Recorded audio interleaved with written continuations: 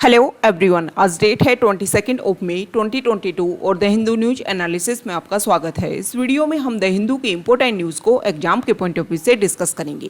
नीचे description box में Telegram channel Volcano IAS Academy का लिंक दिया हुआ है।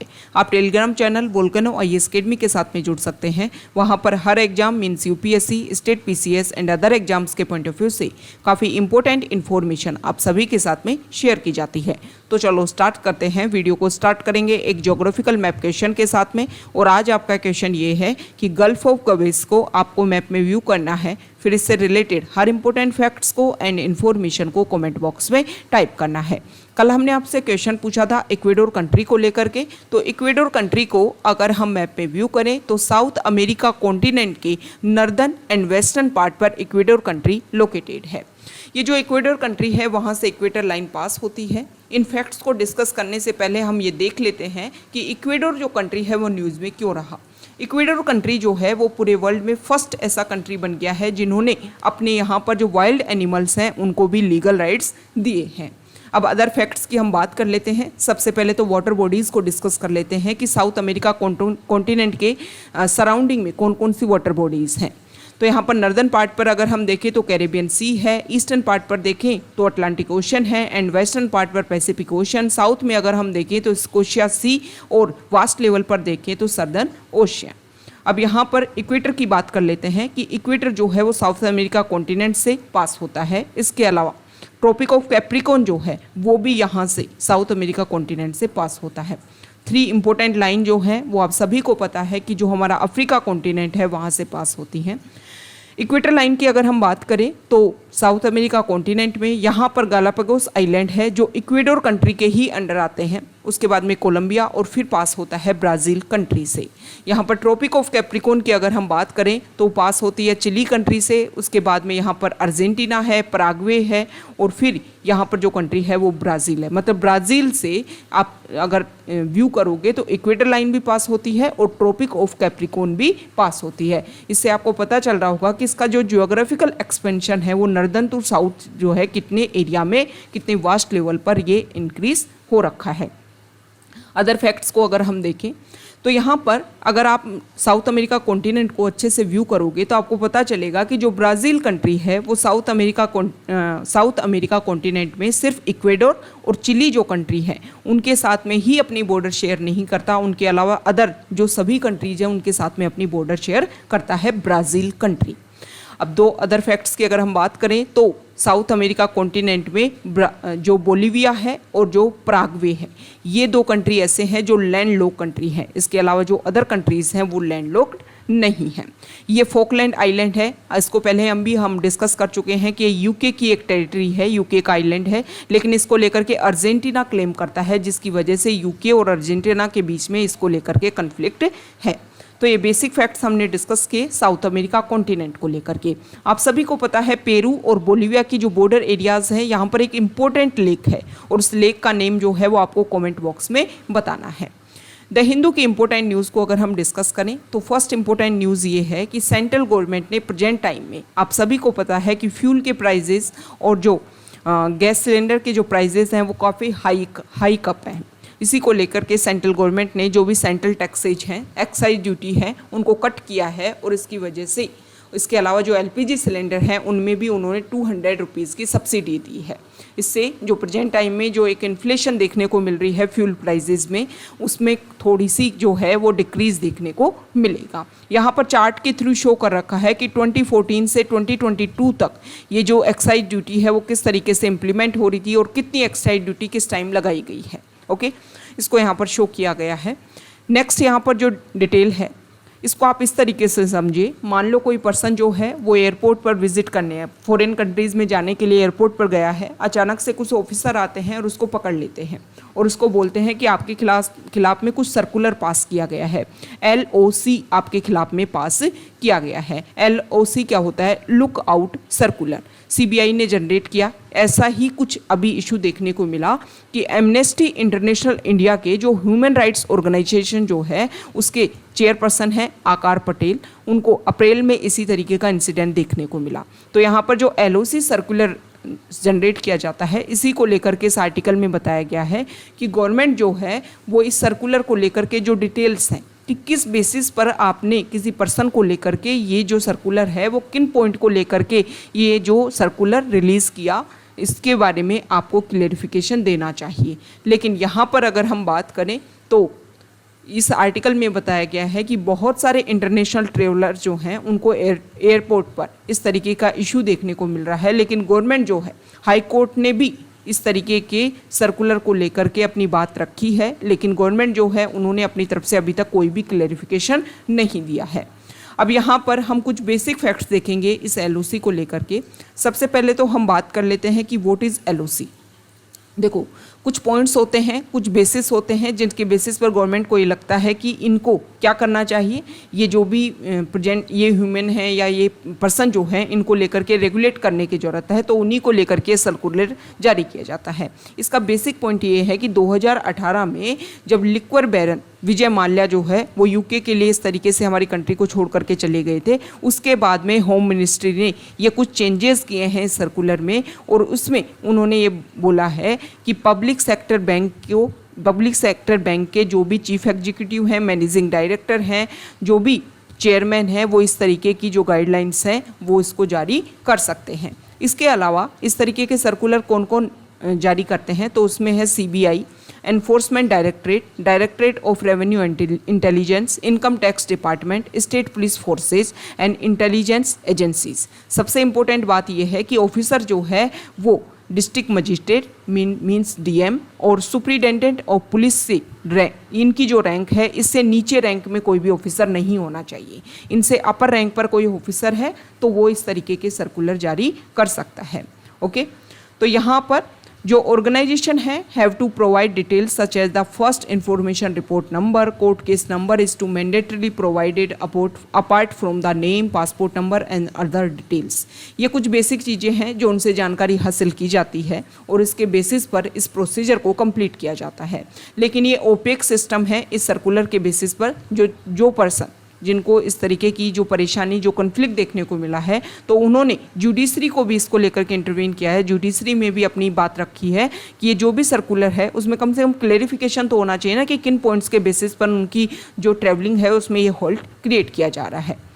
नेक्स्ट इंपॉर्टेंट आर्टिकल जो है, यहाँ पर आपको एक इमेज शो हो रही होगी और ये दिल्ली यूनिवर्सिटी के प्रोफेसर हैं हिस्ट्री के, इन्होंने ट्विटर पर कुछ अपना स्टेटमेंट दिया तो इनको एक तरीके से अरेस्ट किया गया। अब इनको बेल मिली है, तो जो जज जो हैं या मीन्स जुडिशरी जो है उन्होंने ये बोला है कि इन्होंने जो भी ज्ञानव्यापी मॉस्क्यू को लेकर के जो भी अपना स्टेटमेंट दिया वो हमारी कंट्री में कोई भी हेटर्ड या फिर कम्युनल वायलेंस को स्प्रेड करने के लिए मतलब इम्पोर्टेंट नहीं है। इतना इनका जो भी स्टेटमेंट था वो इतना कोई वो नहीं है कि इनको आप अरेस्ट कर सको।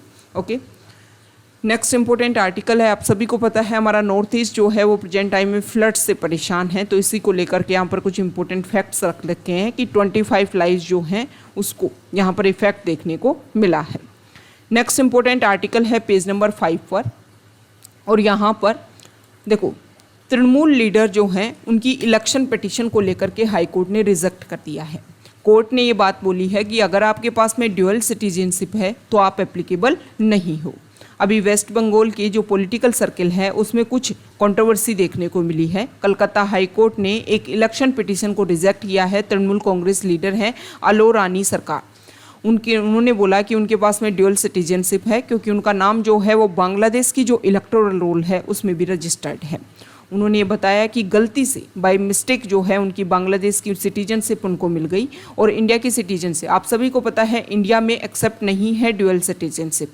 अगर आप किसी अदर कंट्री के सिटीजनशिप हो तो इंडिया की, अगर आप पहले से सिटीजनशिप हो तो नेचुरल तरीके से आपकी जो सिटीजनशिप है वो एक तरीके से आपको हटा दिया जाएगा, इंडिया की सिटीजनशिप आपको नहीं मिलेगी। ओके, अब सिटीजनशिप को लेकर के कुछ बेसिक फैक्ट्स हैं तो हम देख लेते हैं। हमारे कॉन्स्टिट्यूशन का जो पार्ट 2 है यहाँ पर अब अगर हम देखें हमारे कॉन्स्टिट्यूशन का जो पार्ट 2 है उस पार्ट 2 में सिटीजनशिप को लेकर के बेसिक फैक्ट्स हैं। पार्ट 1 किससे रिलेटेड है? यूनियन एंड इट्स टेरिटरी को लेकर के। सबसे पहले part union and it's territory, फिर यूनियन एंड इट्स टेरिटरी में कौन लोग रहते हैं? ह्यूमन रहते हैं। ह्यूमन को इंडिया के रिकॉग्निशन मिले तो इसलिए उनको सिटीजनशिप दी जाएगी। तो सेकेंड पार्ट में आता है सिटीजनशिप, आर्टिकल 5 to 11।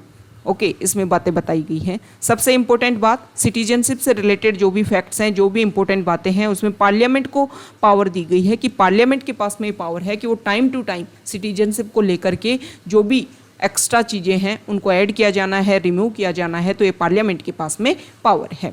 ओके, तो सिटीजनशिप एक्ट 1955 जो है उसमें टाइम टू टाइम चेंजेस किया जाता है। और यहाँ पर अगर हम देखें तो 5 वेज होते हैं जिनसे आप कोई भी पर्सन जो है वो इंडिया की सिटीजनशिप ले सकता है, और 3 वेज जो हैं उससे आप इंडिया की सिटीजनशिप आपसे स्नैच कर ली जाती है, छीन ली जाती है। तो ये जो वेज हैं ये आपको बताने हैं कि कौन कौन से तरीके हैं जिससे इंडिया की सिटीजनशिप ली जाती है और कौन से तरीके से जिनसे इंडिया की सिटीजनशिप छीन ली जाती है। ये आपको कॉमेंट बॉक्स में बताना है उन सारे वेज के बारे में। नेक्स्ट इंपॉर्टेंट आर्टिकल जो है, यहाँ देखिए पेज नंबर 6 पर, यहाँ पर जो फर्स्ट आर्टिकल है, सबसे पहले यहाँ पर आसाम और अरुणाचल प्रदेश के बीच में जो भी इशू है उसको लेकर के बताया गया है। Union home minister Amit Shah ने बोला है कि 2023 तक जो भी बॉर्डर एरियाज़ में, जो भी बाउंड्री एरियाज़ में जो भी डिस्प्यूट हैं दोनों स्टेट के बीच में, उनको सोल्व कर लिया जाएगा। यहाँ पर यह भी बात रखी गई है कि मेघालय और असम के बीच में जो बाउंड्री डिस्प्यूट था उनको 60% तक डिस्प्यूट को सॉल्व कर लिया गया है, और जो भी अदर प्रॉब्लम्स हैं उनको भी टाइम के साथ में सॉल्व कर लिया जाएगा। अब यहाँ पर नॉर्थ ईस्ट की बात की गई है, तो नॉर्थ ईस्ट में ये जो स्टेट हैं वो किस तरीके से एग्जिस्टेंस में आए, इनको लेकर के हम कुछ बेसिक फैक्ट्स डिस्कस करेंगे। देखो, आप सभी को पता है जब हमारा इंडिया हमने फ्रीडम गेन की थी तो उसके बाद में इंडिया जो है वो अदर कैटेगरीज़ के स्टेट्स में डिवाइड था। उसके बाद में जैसे जैसे टाइम के साथ में इंडिया ने गवर्न करना स्टार्ट किया तो हमारे इंडिया में जो भी स्टेट्स थे उनमें लैंग्वेज के बेसिस पर अपने आप को डिवाइड करने की बात रखी जाने लगी। तो यहाँ पर time to time, starting time में टाइम टू टाइम 3 इम्पोर्टेंट जो कमिटीज़ हैं, 3 इम्पोर्टेंट कमीशन जो हैं वो बनाए गए थे। इनका जो एक तरीके से जो टाइमलाइन है वो आपको ध्यान होना चाहिए। सबसे पहले अगर हम बात करें तो धर कमीशन बनाया गया था। धर कमीशन ने ये बात बोली थी कि एक लैंग्वेज एक स्टेट जो है, ये जो बेसिक जो थ्योरी है उसको उन्होंने नेगलेक्ट किया था कि इस बेसिस पर किसी भी स्टेट को नहीं बनाया जा सकता। ठीक है, सबसे पहले धर कमीशन बनता है 1948 में। उसी के बाद में 1948 में ये कमेटी बनती है JVP कमेटी, जिसमें 3 मेंबर होते हैं, जवाहरलाल नेहरू, ठीक है, वल्लभ भाई पटेल और पट्टाभी सीतारामैया। उसके बाद में फिर तीसरा कमीशन बनता है और ये कमीशन होता है, इसका नाम होता है फजल अली कमीशन 1953 में। फजल अली कमीशन, क्योंकि इससे पहले आंध्रा जो स्टेट है उसको बना दिया गया था तमिलनाडु से अलग करके। तमिलनाडु को उस टाइम किस नाम से जानते थे? मैसूर के नाम से, मद्रास के नाम से उनको जानते थे। तो वहाँ से उस एरिया को अलग करके जो आंध्रा स्टेट है 1953 में बनाया गया था, क्योंकि पोटी श्रीरामुलु ने 53 डेज तक यहाँ पर हंगर स्ट्राइक की, उसके बाद में उनकी डेथ हो गई। तो यहाँ पर आंध्रा स्टेट बनाना पड़ा लैंग्वेज के बेसिस पर। तो उसके बाद में इंडिया में लैंग्वेज के बेसिस पर अदर स्टेट को बनाने के लिए बहुत ज़्यादा प्रोटेस्ट होने लग गए। फिर 1953 में फजल अली कमीशन बनाया गया। फजल अली कमीशन के कौन कौन से 2 अदर मेंबर हैं, इनके नेम आपको कमेंट बॉक्स में बताने हैं। अब फजल अली कमीशन ने कुछ अपनी रिकमेंडेशन दी, लेकिन उन्होंने ये बात तो स्पष्ट क्लियर उन्होंने बोला कि देखो, एक लैंग्वेज के बेसिस पर आप एक स्टेट को बनाना, मतलब एक लैंग्वेज, किसी भी स्टेट में हिंदी बोली जा रही है, इसकी सिर्फ इसी पॉइंट के ऊपर आप एक स्टेट बना दो, ये गलत है। उन्होंने बोला कि हमारी कंट्री की जो सिक्योरिटी है, सॉवरेनिटी है, उसको ध्यान में रखा जाए। जो भी लिंग्विस्टिक ज्योग्राफिकल चीज़ें हैं उनको ध्यान में रखा जाए। किसी भी स्टेट का कौन कौन से वहाँ पर रिसोर्सेज हैं उन सभी का इक्वली डिस्ट्रीब्यूशन हो। और उसके अलावा जो लैंग्वेज को भी आप एक आधार बना सकते हो, लेकिन सिर्फ लैंग्वेज के बेसिस पर स्टेट नहीं बना सकते हो। ओके, तो इस तरीके से 3 इंपॉर्टेंट कमीशन बने, ये आपको नेम ध्यान में रखने हैं। अब उसके बाद में ये जो फजल अली कमीशन है, उन्होंने एक इंपॉर्टेंट बात और बोली थी। तब तक हमारे इंडिया में 4 कैटेगरी के स्टेट थे।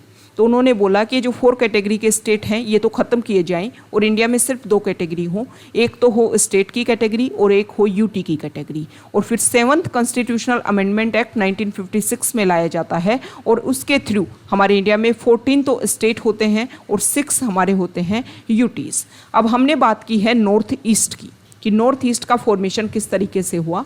तो नॉर्थ ईस्ट में अगर हम डिस्कस करें तो सबसे पहले 1963 से पहले यहाँ पर जो आसाम है, मतलब नॉर्थ ईस्ट में अभी प्रेजेंट टाइम में जितने भी स्टेट हैं, सबसे पहले यहाँ पर वास्ट लेवल पर जो स्प्रेड था, वास्ट लेवल पर जो फैला हुआ स्टेट था वो था आसाम।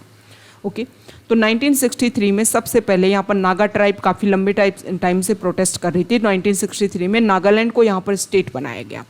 1972 जो है वो नॉर्थ ईस्ट के लिए काफ़ी ज़्यादा इम्पोर्टेंट है। 1972 में जो मणिपुर और त्रिपुरा जो थे वो स्टार्टिंग से हमारे इंडिया में यूटीज़ थे।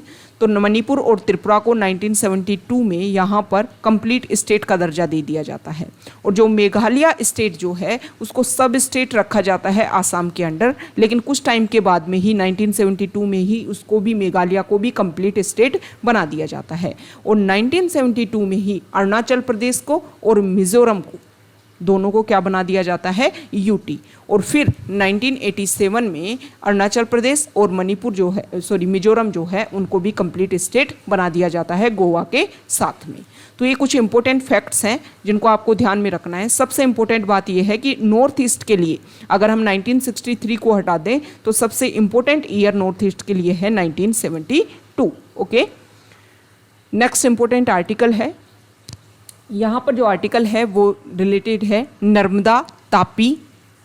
यहाँ देखिए, पर तापी और नर्मदा रिवर लिंक प्रोजेक्ट जो बनाया गया था, इसमें डिसाइड किया गया था कि वेस्टर्न घाट की जो भी सरप्लस वाटर है उसका हम यूज़ करेंगे।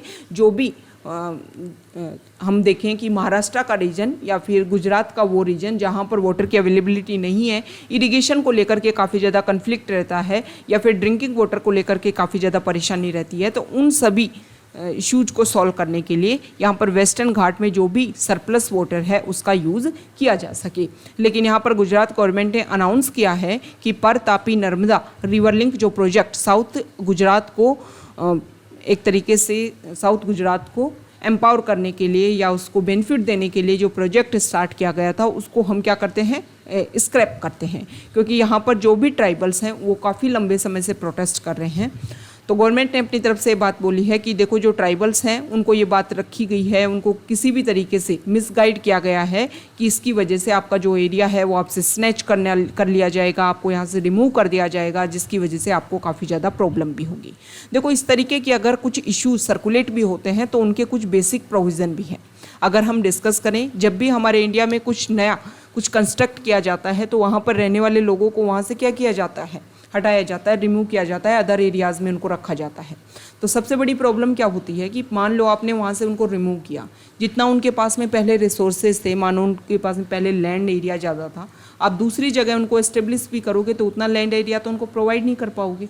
दूसरा क्या होता है कि बहुत बार ऐसे देखने को मिलता है कि इस तरीके के प्रोजेक्ट्स में जिन भी पर्सन को हटाया जाता है तो उनको ऐसे टेरिटोरियल रीजन पर उनको शिफ्ट कर दिया जाता है जहाँ पर तो ना तो एग्रीकल्चर के लिए एग्रीकल्चर से रिलेटेड लैंड एरिया है या फिर अदर पॉइंट्स जो भी, जैसे कि अगर वो एनिमल्स को रखते हैं तो उनको रखने के लिए भी जो भी ग्रासलैंड होना चाहिए, जो भी अवेलेबिलिटी उनके पास में होनी चाहिए, वो सब एरिया से उनको काफ़ी ज़्यादा कट हो जाता है और काफ़ी ज़्यादा उनको प्रॉब्लम क्रिएट होती है।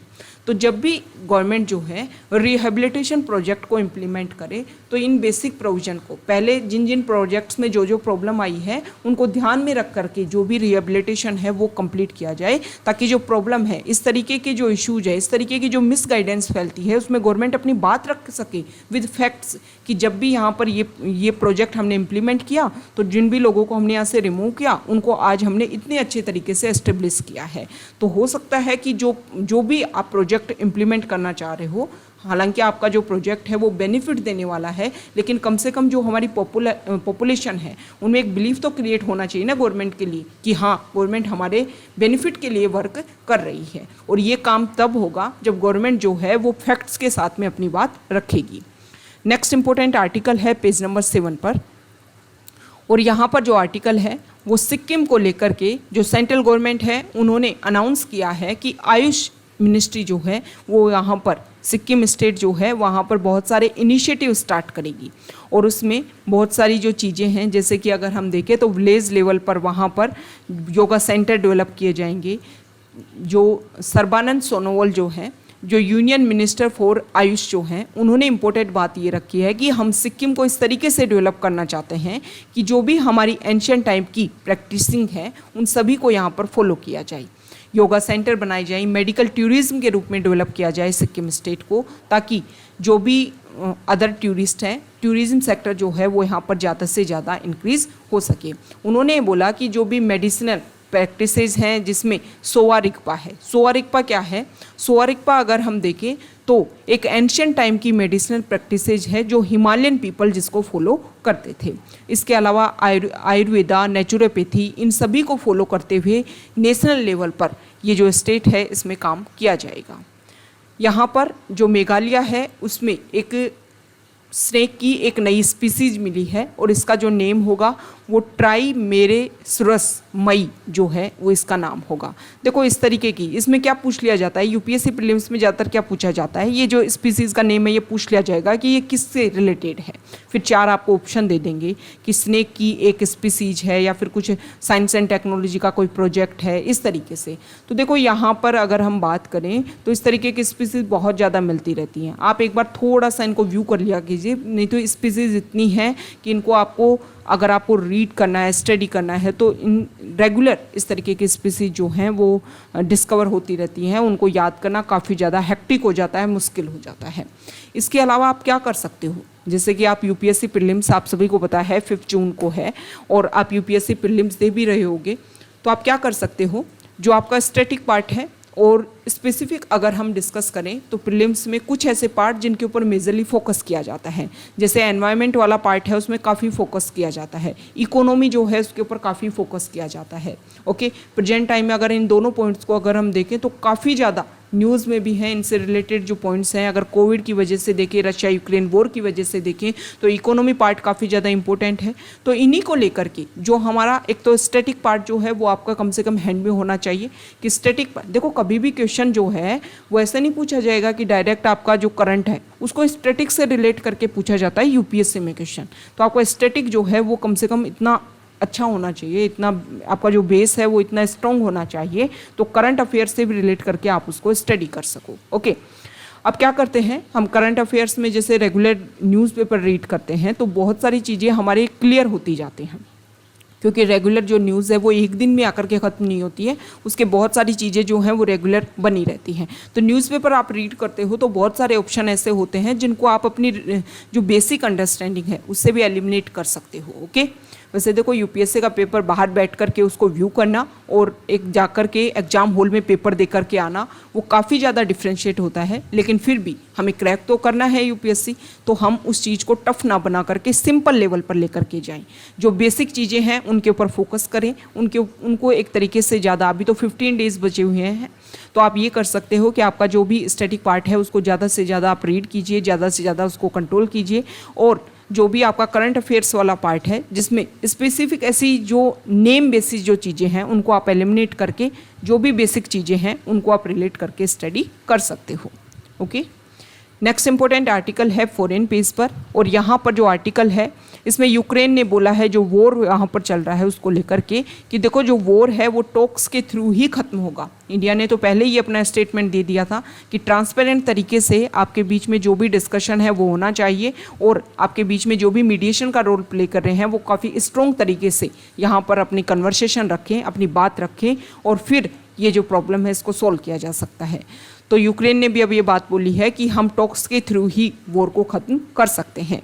नेक्स्ट इंपॉर्टेंट आर्टिकल जो है, साउथ कोरिया और यूएस जो हैं वो अपना कुछ ड्रिल्स करेंगे ताकि वो जो एरिया है, नॉर्थ कोरिया आप सभी को पता है रेगुलर अपने जो भी वेपन्स हैं उनको धीरे धीरे इंक्रीज़ कर रहा है, तो एक तरीके से उस एरिया में अपनी जो स्ट्रॉन्ग या फिर जो भी अवेलेबिलिटी को शो करने के लिए यूएस जो है वो साउथ कोरिया के साथ में मिलकर के यहाँ पर कुछ ड्रिल करने वाला है।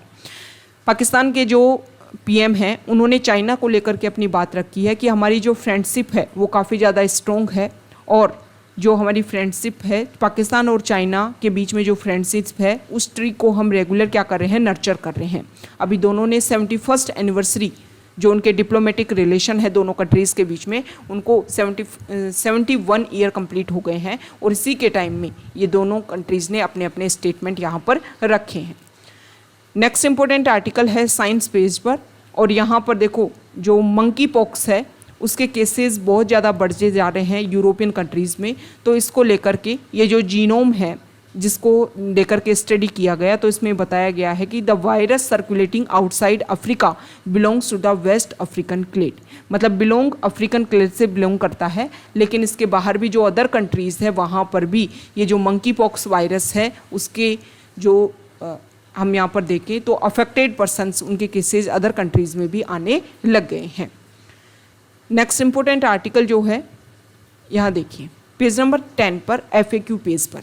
आज संडे है और आप सभी को पता है FAQ पेज आता है। यहाँ पर जो फर्स्ट आर्टिकल है वो नाटो ऑर्गेनाइजेशन को लेकर के है। इस आर्टिकल में बताया गया है कि टर्की अपोज कर रहा है और स्वीडन और फिनलैंड जो है वो नाटो ऑर्गेनाइजेशन को ज्वाइन करने के लिए अपना प्रोसीजर उन्होंने स्टार्ट कर दिया है। आप सभी को पता है रशिया और यूक्रेन के बीच में जो एक बेसिक प्रोविज़न है उसका कारण भी नाटो ऑर्गेनाइजेशन का एक्सपेंशन ही था। ओके 2008 में सबसे पहले यूक्रेन ने ये डिसाइड किया था कि वो नाटो ऑर्गेनाइजेशन के साथ में जुड़ेंगे, और उसी का रीज़न रहा कि 2014 के टाइम में रशिया ने यहाँ पर क्रीमिया वाले रीजन को अपना एनेक्स कर लिया था अपने अंडर। ओके ताकि जो यूक्रेन है वो नाटो ऑर्गेनाइजेशन के साथ में ना जुड़े।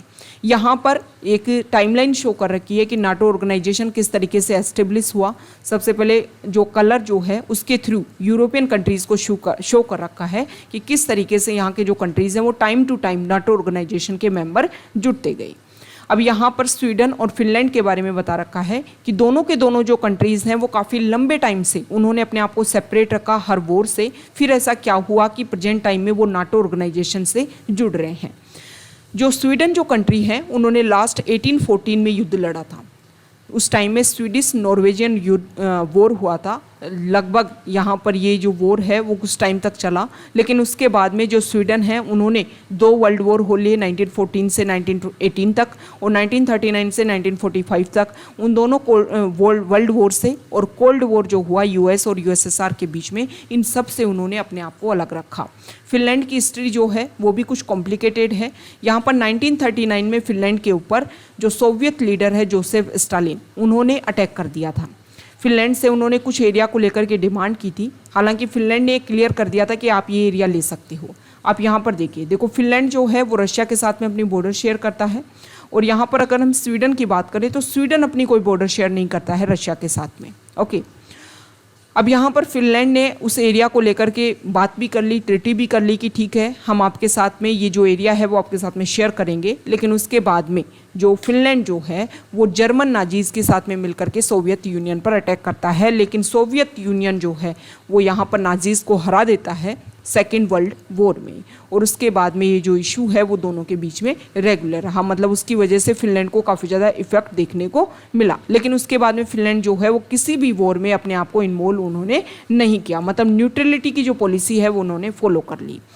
अब यहाँ पर नाटो को लेकर के एप्लीकेशन, आप सभी को पता है रशिया ने जिस तरीके से यूक्रेन के ऊपर अटैक किया है, यही एक मेजर रीजन मान लो। या फिर दूसरी अगर हम बात देखें तो ये जो स्वीडन फिनलैंड जो कंट्री है, ऐसा नहीं है कि वो न्यूट्रल पॉलिसी को फॉलो कर रहे थे, लेकिन वो किसी ऑर्गेनाइजेशन में नहीं जुड़े हुए थे। वेस्टर्न कंट्रीज़ को लेकर के उनका इन्फ्लुएंस रहा है। यहाँ पर अगर हम बात करें तो अदर कंट्रीज़ में जैसे कि यूरोपियन यूनियन जो है, इसके अलावा जो भी ऑर्गेनाइजेशन है उनका इन्वॉल्वमेंट है, उसमें उनका इंक्लूजन है। तो ये नहीं शो किया जा सकता कि उन्होंने अपने आप को बिल्कुल न्यूट्रल, हाँ वॉर जैसी सिचुएशन से उन्होंने अपने आप को हमेशा दूर रखा है। तो ये एक बेसिक रीजन है कि अपने आप को सिक्योर करने के लिए उन्होंने ये जो स्टेप है वो उठाया होगा। अब बात आती है टर्की की। टर्की इसका अपोज कर रहा है।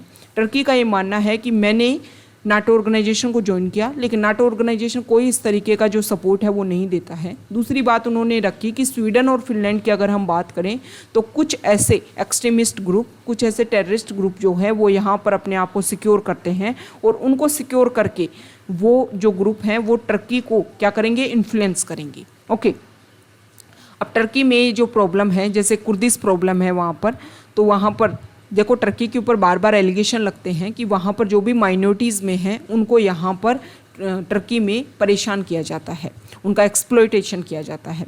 और यहाँ पर टर्की आरोप लगा रही है, एलिगेशन लगा रही है इन कंट्रीज़ के ऊपर कि यहाँ पर जो भी जैसे कुर्दिस्तान वर्कर्स पार्टी है, इसके अलावा पीपल्स प्रोटेक्शन यूनिट्स हैं, ये कुछ पार्टी जो हैं वो स्वीडन और फिनलैंड के साथ में टेररिस्ट ग्रुप के रूप में एक अपना रिलेशन रखते हैं। तो इसी को लेकर के टर्की ने बोला है कि नाटो ऑर्गेनाइजेशन में इनकी एंट्री नहीं होनी चाहिए, क्योंकि अगर इनकी एंट्री होगी तो जो टर्की है वहाँ के इंटरनल पॉइंट्स के ऊपर ये इफेक्ट डालेंगे।